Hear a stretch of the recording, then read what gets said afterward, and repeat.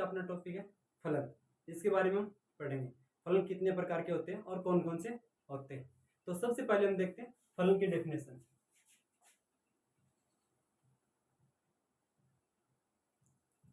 फलन फलन की डेफिनेशन क्या होती है भाई?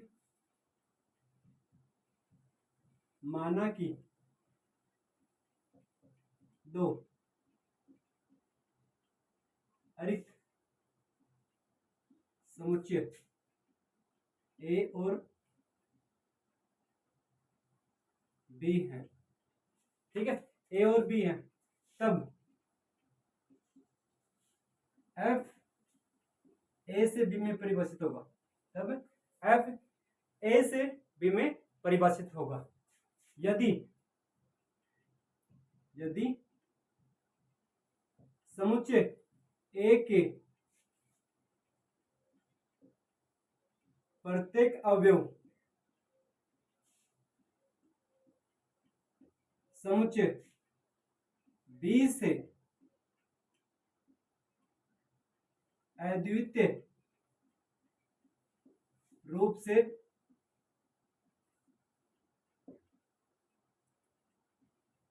संबंधित है। ठीक है, डेफिनेशन क्या होगी मेरे पास? ए और बी दो क्या अरिक्त समुच्चय है, तब जो फलन एफ है ए से बी में परिभाषित होगा यदि समुच्चय ए के प्रत्येक अवयव समुच्चय बी से अद्वितीय रूप से संबंधित हो, तब वो क्या होगा? फलन होगा। ठीक है, तो हम इसको इस रूप में डिनोट कर सकते हैं एफ ए से बी में या फिर ए से बी में। फलन को इन दोनों रूपों से हम व्यक्त कर सकते हैं। फॉर एग्जांपल देखते हैं हम यहाँ पे ये सेट ए है, क्या ये सेट ए है, ये सेट क्या हो गया? बी आ गया। इसमें अभी मान लीजिए मैंने 1 2 3 इसमें हो गए ए बी सी डी। क्या बताया इसमें? सेट ए के अवयव, सेट ए का प्रत्येक अवयव सेट बी से अद्वितीय रूप से क्या होना चाहिए? संबंधित होना चाहिए। तो क्या कहलाएगा? ए से बी में फलन कहलाएगा। ठीक है, यहां पर ये अवयव आपस में क्या होना चाहिए? संबंधित होने चाहिए। ठीक है, नोट के रूप में दो बातों को याद रखना भाई कि किस कंडीशन पे क्या है वो फलन नहीं होता है। ठीक है, पहली बात क्या भाई? यदि सेट ए का कोई एक अवयव, यदि सेट ए का कोई एक अवयव सेट बी के दो या दो से अधिक अवयव से संबंधित हो। क्या होता है? सेट ए का कोई भी एक अवयव, ठीक है, सेट ए का कोई भी एक अवयव, ठीक है, इस रूप से संबंधित हो, तो इस कंडीशन में क्या होगा? वो सेट नहीं होगा। ठीक है, इस कंडीशन में क्या नहीं होगा? सेट नहीं होगा। एक कंडीशन तो ये है। दूसरी कंडीशन क्या आती है भाई? यदि सेट ए का कोई भी अवयव सेट बी से जुड़ा हुआ न हो, सेट ए का कोई भी एक अवयव सेट बी से जुड़ा हुआ न हो। फॉर एग्जांपल जैसे ये मान लीजिए ये सेट ए है, ये सेट क्या है? बी है, तो एक जुड़ गया, ये जुड़ गया, ये तो ये जो तीन है सेट बी से जुड़ा हुआ नहीं है, तो इस कंडीशन में भी ये क्या है? फलन नहीं है। तो फलन न होने की दो कंडीशन आ गई। पहली कंडीशन क्या थी कि सेट ए का कोई भी एक अवयव सेट बी के अगर दो अवयवों से जुड़ा हुआ है तो वो क्या होगा? फलन नहीं होगा। दूसरी कंडीशन में फलन नहीं होने क्या हो रही? सेट ए का कोई भी एक अवयव रिक्त होता है मतलब सेट बी से जुड़ा हुआ नहीं होता, तो उस कंडीशन में फलन नहीं होता है। इन दोनों कंडीशनों के अलावा जो कंडीशन डेफिनेशन के अकॉर्डिंग थे अपने पास, सेट ए के सभी और सेट बी से जुड़े हुए होने चाहिए आदित्य रूप से, तो क्या कहलाएंगे? फलन कहलाएंगे। ठीक है, अब मान लीजिए सेट ए में m अवयव है, सेट बी में n अवयव है, तो फलनों की संख्या कितनी होगी? सेट ए में m अवयव, सेट बी में n अवयव, तो फलनों की संख्या, तो फलन कितने भाई? सूत्र क्या होता है? सेट ए से बी में, सेट ए से बी में फलनों की संख्या, फलनों की संख्या, तो क्या होता है भाई? n की पावर। ठीक है, यदि इसी का उल्टा पूछ ले, सेट बी से सेट ए में फलनों की संख्या, तो क्या हो जाए भाई? m की पावर। ठीक है, या तो सेट ए से सेट बी में फलनों की संख्या पूछ ले हमें, ठीक है, तो क्या हो जाएगा भाई इस रूप में, या सेट बी से सेट ए में फलनों की संख्या पूछे तो ये हो जाएगा। इतना हो गया। और क्या था भाई? फलनों की संख्या ज्ञात करनी होगी, संबंधों की संख्या कहां से? सेट ए से बी में हो या बी से ए में हो, एक ही बात होती है, क्योंकि हम ये निकालते हैं ए क्रॉस बी का आर क्या होता है? रिलेशन होता है। ठीक है, तो ए से बी में संबंधों की संख्या क्या होगी भाई? संबंधों की संख्या का फॉर्मूला होता है भाई 2 की पावर m इंटू n। ये क्या आ गई? संबंधों की संख्या। ठीक है, अगर मेरे को निकालना पड़े सेट ए से सेट बी में उन संबंधों की संख्या बताइए जो फलन नहीं है। सेट ए से सेट बी में उन संबंधों की संख्या बताइए जो फलन नहीं है। फलन कितने भाई? फलन तो सिर्फ ये होंगे ए से बी में, और संबंध कितने होंगे? ये। तो ऐसे फलनों की संख्या नहीं, सॉरी, ऐसे संबंधों की संख्या, ऐसे संबंधों की संख्या जो फलन नहीं है, कितने के होंगे भाई? उनके लिए फॉर्मूला भाई 2 की पावर mn माइनस n की पावर। ठीक है, उसके लिए फॉर्मूला अपने पास 3 फॉर्मूले हो गए। एक फॉर्मूला ये हो गया, एक ये हो गया, एक ये होगा। इन तीनों को हम सोल्व करके अब देखते हैं। ठीक है, तो अपने पास 2 सेट लेते हैं। सेट ए,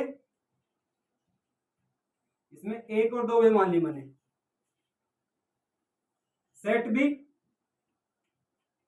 इसके अंदर मैंने अवयव मान लिए ए और बी। 1 मिनट के लिए 2 अवयव मान लेता हूं इस चीज के लिए, क्योंकि जो छोटा होगा वो आसानी से हम यहाँ पे सोल्व कर सकते हैं, बड़ा होगा उसके लिए ज्यादा चाहिए उस चीज के लिए। तो ये छोटे अवयव देखते हैं इसके लिए। सेट ए में कितने हो भाई? 2 अवयव। सेट बी में कितने अवयव भाई? 2 अवयव। तो फलनों की संख्या क्या होगी भाई? ए से बी में, ठीक है, ए से बी में फलनों की संख्या, तो 2 की पावर 2। तो क्या हो जाए भाई? ए से बी में फलनों की संख्या कितनी होगी? 4 होगी। और संबंधों की संख्या कितनी है भाई? ये तो फलन की संख्या हुई, एफ की संख्या, और रिलेशन की संख्या कितनी है भाई? रिलेशन के लिए फॉर्मूला क्या था भाई? तो 2 की पावर 2 इंटू 2 कितना जाए भाई? 2 की पावर 4 कितना है? 16। ठीक है, तो 16 इसमें क्या आ गया? 16 संबंधों की संख्या। फलनों की संख्या कितनी आई इसमें? 4। तो इसमें 4 फलन बनते हैं। रिलेशन कितने हैं? 16। तो इसमें वो संबंध और कितने बच गए जो फलन नहीं है? ऐसे संबंधों की संख्या बताइए जो फलन नहीं है। तो फॉर्मूला क्या था मेरे पास भाई? 2 की पावर mn, तो 2 की पावर mn वाला फॉर्मूला यह आया था रिलेशन की संख्या। तो कितने आ रही भाई? 16 माइनस 4 इक्वल कितना गए? 12। तो ऐसे फलन अपने पास 12 बच गए, ऐसे संबंध अपने पास 12 बच गए जो क्या है, फलन नहीं है। ठीक है, क्लियर पॉइंट। अब इसमें छोटी सी चीज के लिए, एक मिनट के लिए और बताता हूं मैं। इसमें 3 अवयव मान लीजिए मैंने, ठीक है, 3 अवयव। सेट ए में 2 अवयव है, सेट बी में कितने अवयव है, 3। तो इसमें मैं आपको बताऊंगा कि फलन कौन कौन से इसमें फलन हो रहे हैं। तो पहला क्या आ रहा था अपने पास, ए से बी में फलनों की संख्या। तो ए से बी में फलनों की संख्या कितनी आ रही हुई, इसमें कितने अवयव भाई, 3। तो कितना भाई, 3 की पावर, ठीक है, कितना है, 3 की पावर कितने बने भाई, 9। ये ए से बी में थे। यदि बी से ए में पूछे, बी से ए में पूछे तो कितने थे भाई, कितने में, 2, इसमें 3, तो 2 की पावर, ये कितने थे भाई, ये अवयव कितने बन गए, फलन कितने बन गए, 8। अगर ए से बी में परिभाषित हो रहा है तो फलनों की संख्या कितनी आएगी, 9। यदि बी से ए में परिभाषित हो रहा है तो फलनों की संख्या कितनी आएगी, ये आएगी। ठीक है, क्लियर। अब इसमें हम फलन करते हैं, कौन कौन से फलन हो सकते हैं इस चीज के लिए। ठीक है, थोड़ा सा मैं नीचे का साफ करता हूं आपसे। हाँ, अगर इसमें हम निकालना चाहें, ये तो ए से बी की ओर था फलनों की संख्या। अगर रिलेशन की संख्या निकालनी चाहें तो रिलेशन की संख्या कितनी है भाई, 2 की पावर 2 इंटू 3, कितना है भाई, 2 की पावर 6। 2 की पावर 6 कितना होता है भाई, 64। तो इसमें संबंधों की संख्या कितनी आ गई, 64, 64 आ गई। तो ऐसे संबंधों को भी ज्ञात कर सकते हैं जो फलन नहीं है। इसमें से घटा देंगे इस चीज के लिए, कितने देंगे, इस बना जाएंगे। तो सबसे पहले अब यहां देखते हैं फलन कौन कौन से बनेंगे इसमें। ठीक है, तो पहला फलन कौन सा भाई, फलन बन गया ए बी के दोनों अवयव सेट ए, ये सेट कौन सा भाई, क्या सेट ए के दोनों अवयव सेट बी जुड़े हुए, एक फलन हो गया अपने पास भाई 1a 2a। F1 दूसरा क्या हो जाएगा भाई, ये दोनों अवयव किस जुड़ जाएंगे, ये दोनों अवयव जुड़ जाएंगे बी से इस कंडीशन में। तो F2 क्या हो जाएगा भाई, यहाँ पे 1b और 2b। दूसरा फलन हो गया। तीसरा फलन क्या हुआ है, ये दोनों किस जुड़े भाई, सी से। तो F3 क्या है भाई, 1c और 2c। F3 आ गया। F4 क्या है भाई, ये इससे जुड़ गया और ये इससे जुड़ गया। तो F4 क्या आ गया भाई, फर्स्ट ए से जुड़ गया, सेकंड बी से जुड़ गया।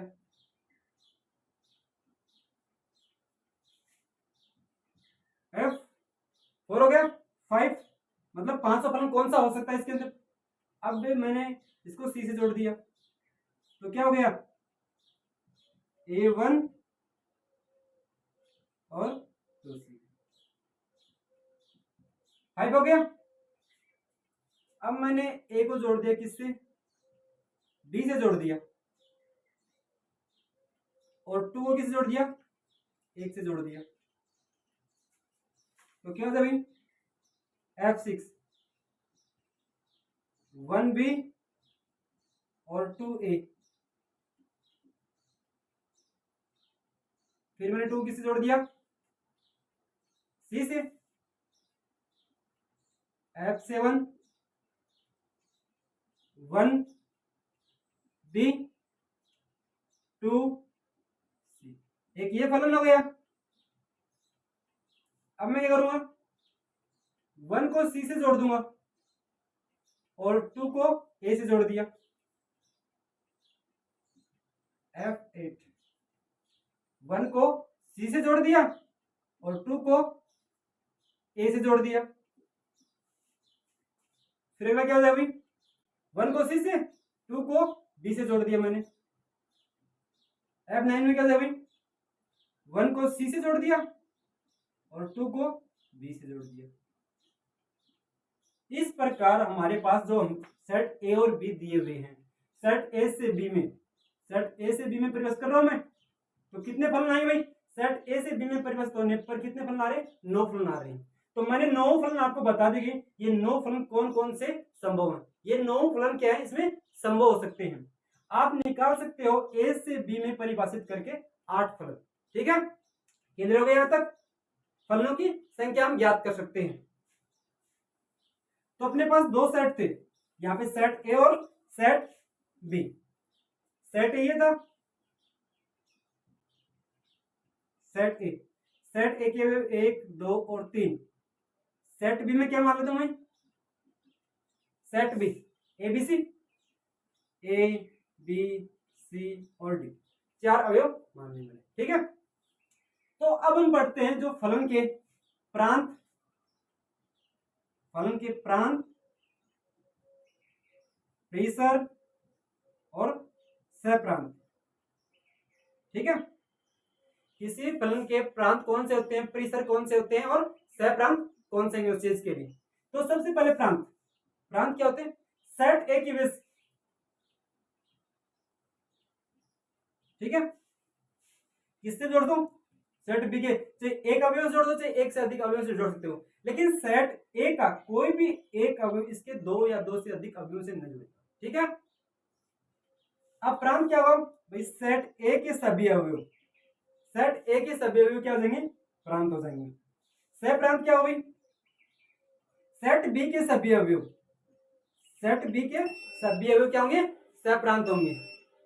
परिसर क्या हो भाई, सेट बी के वे अवयव जो सेट ए से जुड़े हुए हैं, सेट बी के वे अवयव जो सेट ए से जुड़े हुए। ठीक है, अब यहां पर प्रांत कौन सा भाई, सेट ए कंप्लीट आ जाएगा, कौन सा, 1 2 और 3। परिसर क्या होगा इसका, सेट बी के वे अवयव जो सेट ए से जुड़े हुए, सेट बी के अवयव जुड़े हुए बी और सी, तो परिसर क्या गया, बी और सी। ठीक है, सहप्रांत क्या हुआ, सेट बी के सभी अवयव ए बी सी और डी, ये क्या गया सहप्रांत। यहां एक चीज ध्यान देने योग्य है, जो परिसर होता है वो सहप्रांत का क्या होता है, सबसेट होता है। क्या होता है, जो परिसर होता है वो सहप्रांत क्या होता है, सबसेट होता है। यहां तक क्लियर, परिसर, सहप्रांत और प्रांत। अब हम पढ़ेंगे जो फलन के प्रकार हैं, उन फलनों के प्रकारों के बारे में पढ़ेंगे। तो सबसे पहला फलन का प्रकार आएगा एकेकी फलन और बहुएकी फलन। फिर क्या आएगा, आच्छादक और अंतरक्षेपी। ये 4 फलन हम पढ़ेंगे, जिसमें से 2 फलन एकेकी और बहुएकी ए से बी में परिभाषित होंगे और 2 फलन आच्छादक और अंतरक्षेपी बी से ए में परिभाषित होंगे। तो सबसे पहले हम फलन लेते हैं, एकेकी ले लेते हैं, एकेकी फलन। जैसे ही नाम से प्रतीत हो रहा है, एक एक, सेट ए का प्रत्येक अवयव सेट बी के प्रत्येक भिन्न भिन्न अवयव से जुड़ा हुआ हो। जैसे फॉर एग्जांपल मैंने सेट ए ये ले लिया, सेट ए, सेट बी ये ले लिया, 1 2 3 ए बी सी डी और 4 अवयव। ठीक है, मैंने 2 वर्ड बताई, कौन से, एकेकी और बहुएकी, बहुएकी। ठीक है, या तो फलन अपना सेट ए से डिफाइन करेंगे सेट बी में, तो एकेकी होगा या बहुएकी होगा। ठीक है, एकेकी और बहुएकी। दूसरा क्या है भाई, आच्छादक के लिए, आच्छादक अंतरक्षेपी। इन दोनों में फलन सेट ए से बी में परिभाषित होगा। ठीक है, इन दोनों के लिए फलन सेट बी से ए में परिभाषित होगा। ठीक है, इसमें तो एककी और बहुएकी में सेट ए से बी में परिभाषित होगा, इसमें क्या होगा सेट बी से ए में परिभाषित होगा। ठीक है, जैसे हमने एक एक फलन के लिए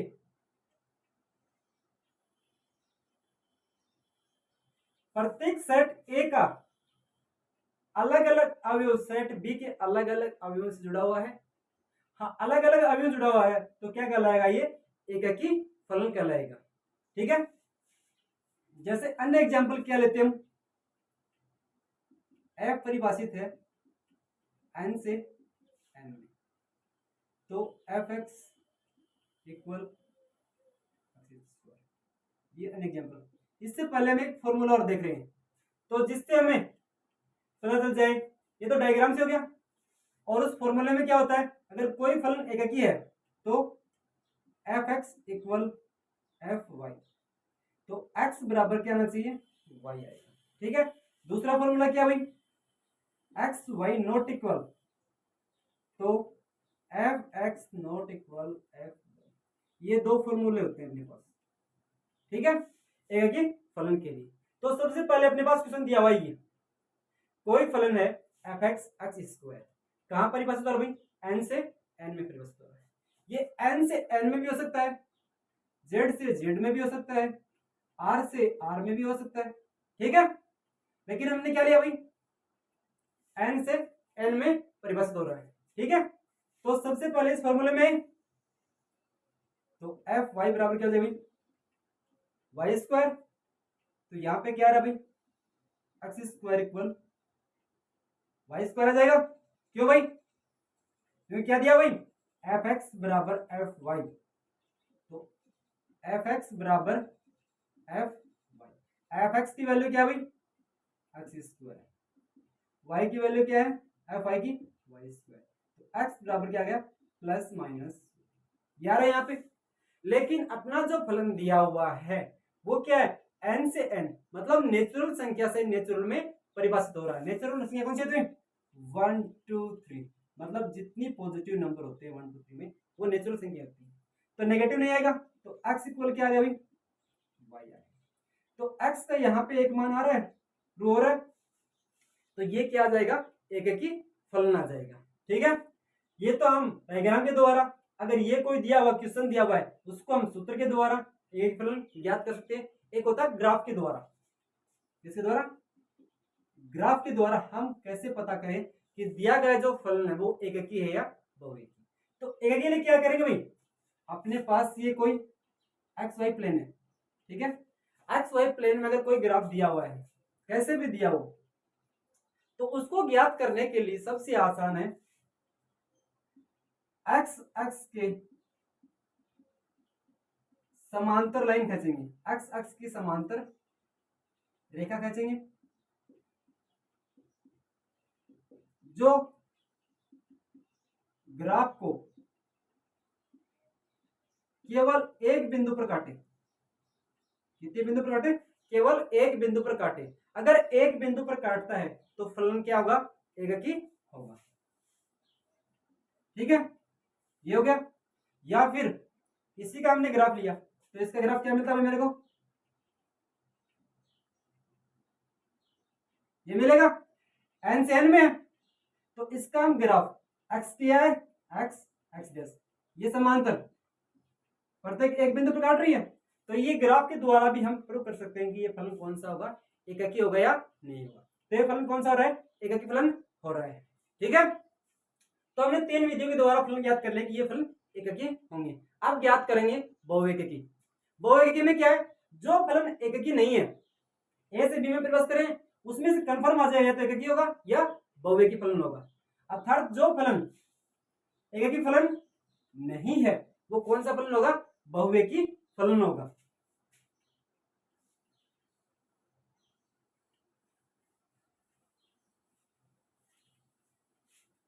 जैसे एग्जांपल में हमने यही एग्जांपल ले लिया, यही, लेकिन इसको यहां से जो परिभाषित हो रहा था उसको हम थोड़ा सा अलग कर लेंगे। तो सबसे पहले डायग्राम के द्वारा देखो भाई, कौन सा फलन, बहुएकी फलन, कौन प्रकार का फलन के प्रकार ही है। ठीक है, कौन सा फलन हो गया? बहुविकी। बहुविकी क्या होता है? सेट ए के दो या दो से अधिक अवयव, सेट ए के दो या दो से अधिक अवयव सेट बी से जुड़े हुए। ठीक है,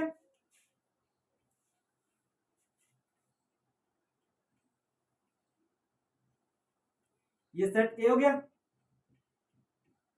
सेट बी हो गया, 1 2 3 4 ए बी सी डी। ठीक है,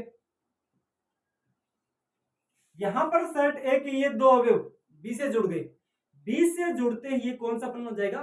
बहुविकी फलन हो जाएगा। ठीक है, तो ये फलन कौन सा हो गया? बहुविकी फलन हो गया। ठीक है, अब हम क्वेश्चन के द्वारा एग्जांपल देखते हैं। एफ एक्स बराबर एक्स स्क्वायर ले रहे थे, एफ को हम परिभाषित कर रहे हैं किससे? आर से आर में कर रहे हैं। ठीक है, तो फलन एक एक निकालिए, फॉर्मूला क्या था भाई? F X equal F Y, X बराबर वाई आ गया तो फलन क्या हो गया? एक हो गया।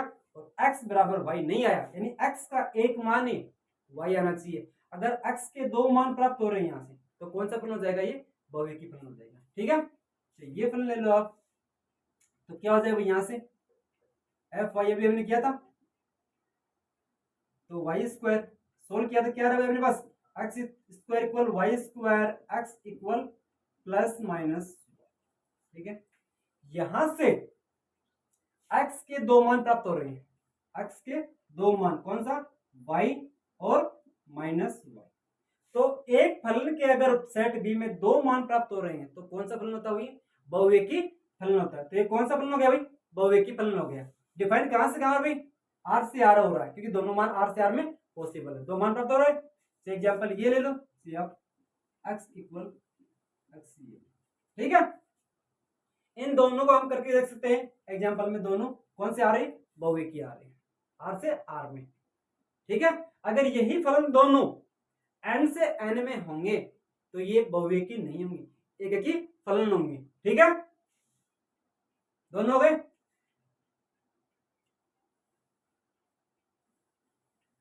अब एक और देखो, ये सवाल दिया होता अपने पास, यही था F X equal X square, अर्थात वाई इक्वल लिख लो मैं। तो एक्स की वैल्यू मैंने रखी क्या? ये सेट एक्स हो गया, ये सेट वाई हो गया। एक्स की वैल्यू रखता हूं मैं 1। ठीक है, तो क्या प्राप्त हो रहा है मेरे पास? 1 रखने पर क्या प्राप्त हुआ? एक्स की वैल्यू रखी मैंने -1, -1 रखने पर क्या प्राप्त हो रहा है मेरे? -1 का स्क्वायर, क्या हो रहा है भाई? 1, -1 रखने पर क्या प्राप्त होगा? 1। अब y की वैल्यू रखी मैंने, y के अंतर्गत एफ एक्स की वैल्यू रखी मैंने 2, तो यहां पर क्या प्राप्त होगा मेरे को? 2y square 4। तो 2 रखने पर क्या प्राप्त हो रहा है भाई? 4। यहां पर मैंने रखा -2, तो -2 रखने पर क्या प्राप्त हो रहा है भाई? प्लस के 4। जैसे हम इस फलन को डायग्राम के द्वारा भी पता कर सकते हैं कि ये फलन कौन सा होगा। सेट ए से सेट एक्स हो गया, सेट वाई हो गया, तो ये डबल मान रखने की जरूरत नहीं मेरे को, सिंगल मान कर दो इनको। एक का मान भी 1, -1 का भी, 2 का मान भी 4, -4 का, -2 का भी 4 आ रहा है। तो ये फलन यहां से डायग्राम के द्वारा हम पता करते हैं कौन सा फलन हुआ? बहुविकी फलन हो गया। अब हम इसको ग्राफ के द्वारा करेंगे, तो ग्राफ के द्वारा क्या होगी? ये X X dash Y Y dash, अगर हम इसका ग्राफ खींचेंगे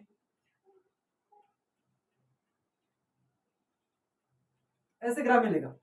तो एककिया बहुविकी के लिए क्या करें भाई? एक्स एक्स के समांतर लाइन खींचेंगे। ठीक है, तो एक्स एक्स के समांतर लाइन खींचेंगे, तो इसके काटने कितने बिंदु भाई? 2 बिंदु आ रहे हैं। अगर एक से अधिक बिंदु आएंगे तो कौन सा होगा? बहुविकी फलन होगा। अगर ओनली 1 पॉइंट आएगा, काटन बिंदु क्या होगा? 1 होगा, तो कौन सा फलन होगा भाई? वो एककी फलन होगा। अगर एक से अधिक बिंदु आ रहे हैं तो कौन सा होगा? बहुविकी फलन होगा। ग्राफ के द्वारा पता कर लिया, फॉर्मूला के द्वारा हो गया, और डायग्राम के द्वारा, तीनों के द्वारा हम पता कर सकते हैं कौन सा फलन एककी है या बहु एककी। ठीक है, अब हम पढ़ेंगे कौन से? आच्छादक और अंतरक्षेपी। ठीक है, आच्छादक और अंतरक्षेपी के लिए क्या था भाई? भाई जैसे एककी और बहुएकी ये दोनों फलन ए से बी में परिभाषित हो रहे थे, ए से बी में परिभाषित हो रहे थे, उसी प्रकार आच्छादक फलन और अंतरक्षेपी कहां होंगे? बी से ए में परिभाषित। ये फलन इधर परिभाषित होंगे। यहां पर एक मिनट के लिए चीज होती है ना, जैसे ये डायग्राम दिया हुआ है तो इस डायग्राम में F1 बराबर क्या दिया भाई? ए दिया हुआ है, ये दिया हुआ है।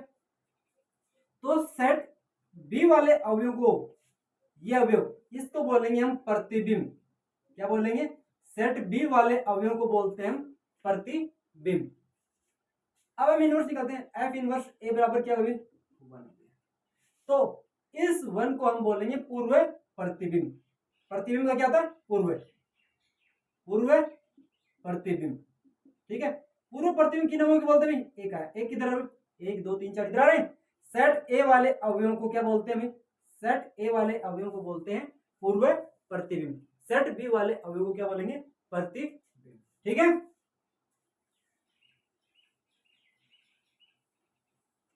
वे अपने पास ये दे दिया। अब आच्छादक के लिए क्या था भाई?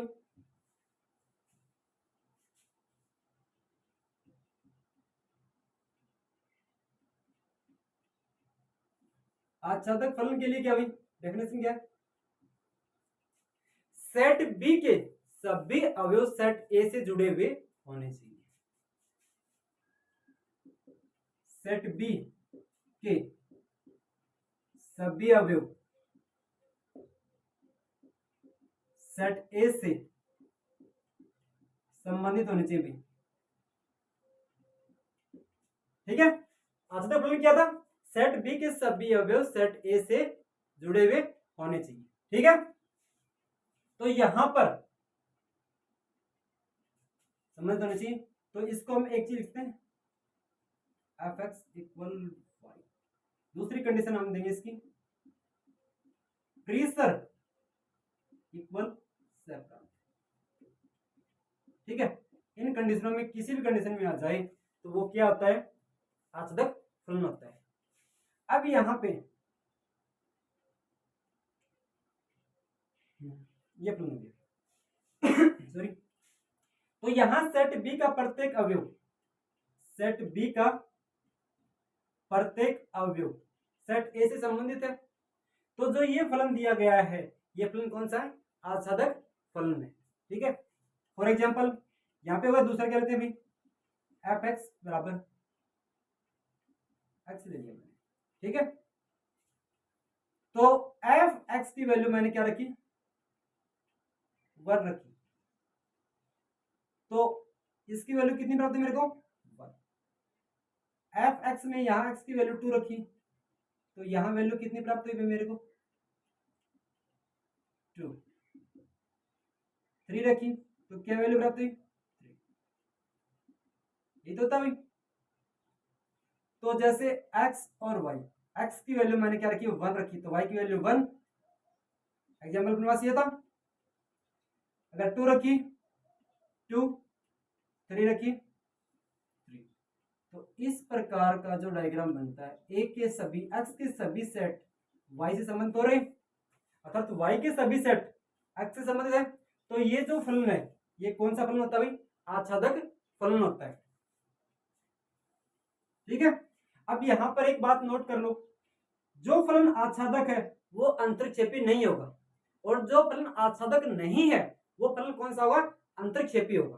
ठीक है, इधर से जैसे क्या जा रहा है, जो फलन एककी होता है वो बहुएकी नहीं होता, और जो बहुएकी होता है वो एककी नहीं होता। उसी प्रकार सेट बी से ए में जो परिभाषित हो रहे हैं आच्छादक और अंतरक्षेपी, आच्छादक होगा तो अंतरक्षेपी नहीं होगा। ठीक है, तो दूसरा फलन क्या था भाई? हाँ, अगर इसका बाई डायग्राम के द्वारा हम देखते हैं, मान लीजिए कोई भी लाइन आ रही है, जैसे हम एककी और बहुएकी के लिए क्या ले रहे हैं? एक्स एक्स के समांतर, ठीक है। आच्छादक और अंतरक्षेपी में हम देखेंगे वाई एक्स के समांतर, वाई एक्स के समांतर अगर कट रही हैं, ठीक है, एक से अधिक कोई मतलब नहीं यहाँ पे, इन कट रही हैं तो ये क्या आ जाएगा भाई, आच्छादक फलन। अगर कोई बिंदु नहीं कट रहा है तो उसमें क्या आ जाएगा भाई, अंतरक्षेपी। नहीं कट रहा है तो, ठीक है, कटना जरूरी होता है उस चीज के लिए। अब अंतरक्षेपी कुछ एग्जांपल और करेंगे जो इन दोनों से संबंधित होंगे।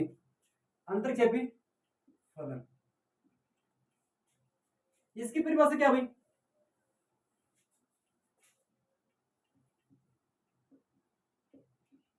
अंतरक्षेपी फलन सेट बी, सेट बी का कोई भी एक या एक से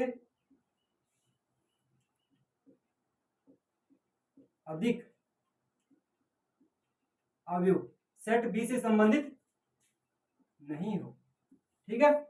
परिभाषा क्या गई इसकी, अंतरक्षेपी फलन की, सेट बी का कोई भी एक या एक से अधिक अवयव सेट ए से संबंधित नहीं होना चाहिए। बाई डायग्राम देखो भाई, ये सेट ए हो गया, ठीक है, ये सेट बी हो गया, ए बी सी डी।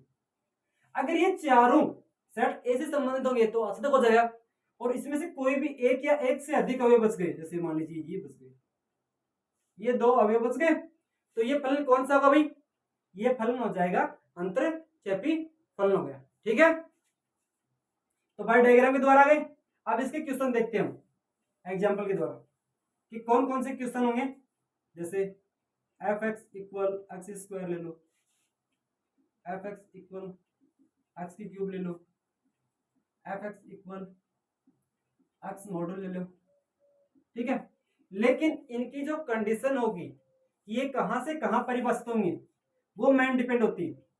इन सभी को मैंने ले लिया, एफ आर से आर में परिभाषित है, ठीक है।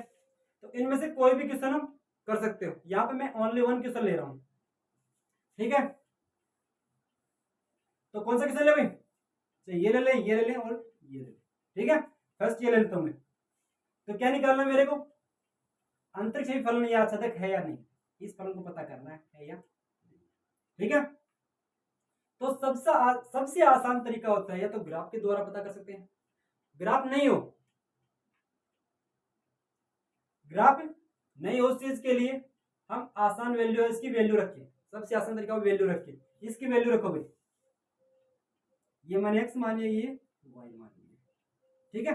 ये सेट एक्स हो गया, ये वाई हो गया। अब इसके अंदर में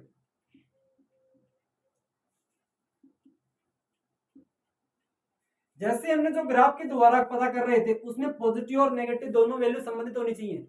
ये नहीं होना चाहिए कि ओनली पॉजिटिव वैल्यू पे दे रहा है, नेगेटिव पे नहीं दे रहा। अगर पॉजिटिव नेगेटिव दोनों पे देगा तो क्या होगा, आच्छादक होगा। और केवल ओनली एक पॉइंट पे, या तो पॉजिटिव पे दे, या तो पॉजिटिव पे दे या नेगेटिव पे दे। अगर एक पर देता है तो वो आच्छादक नहीं होता है। आच्छादक वही होगा जो दोनों पर दे, पॉजिटिव पर और नेगेटिव पर, काटन बिंदु के साथ में, ठीक है। अगर इसके डायग्राम के द्वारा हम देखेंगे तो डायग्राम ये आ रहा है, ये ओनली पॉजिटिव वैल्यू पे दे रहा है, y की ओनली पॉजिटिव वैल्यू पे, नेगेटिव वैल्यू पे नहीं दे रहा है। तो ये अगर डायग्राम के द्वारा हम पता करेंगे तो ये आच्छादक नहीं होगा।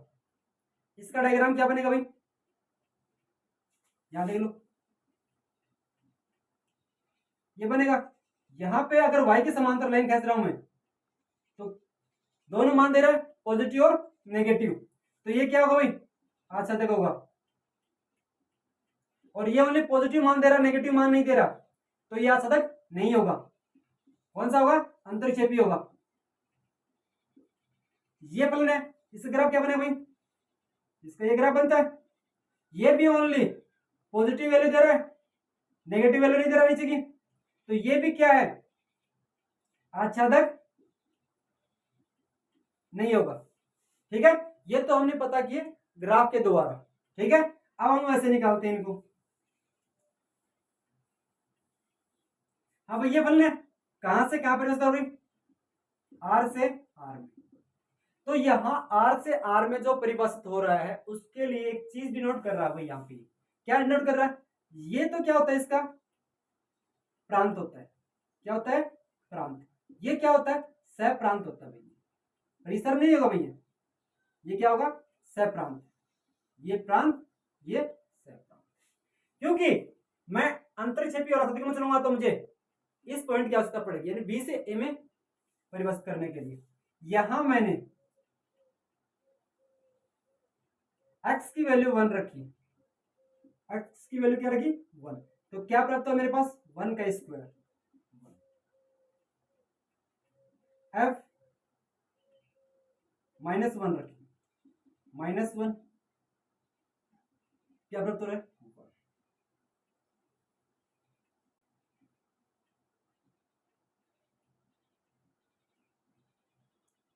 2 रखी, तो क्या प्राप्त हो रहा है अभी, 4।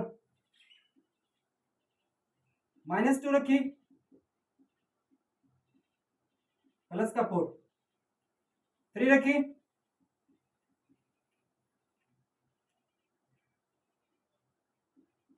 3 का स्क्वायर 9। ठीक है, ये क्या परिभाषित हो रहा है, आर से आर में हो रहा है, और ये कंप्लीट क्या है भाई, ये कंप्लीट भी क्या है, आर है, कंप्लीट भी क्या है, आर है, डिफाइन दे रहा है आर से आर में। अब सेट ए का सेट बी से जुड़ा कौन कौन सा भी, एक का भी एक से, -1 का भी एक से, हो गया। 2 का -2 का किससे, 4 से। 3 है किससे, क्या यहां अब ये कौन सा होगा, आच्छादक होगा या अंतरक्षेपी होगा, कौन सा भाई, आच्छादक या अंतरक्षेपी,